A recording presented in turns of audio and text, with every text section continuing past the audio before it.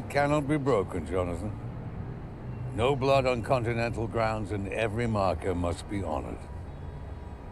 Now, while my judgment comes in the form of excommunicado, the High Table demand a more severe outcome if their traditions are refused. I have no choice.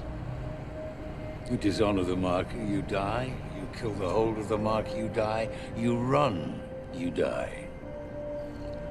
This is what you agreed to, Jonathan.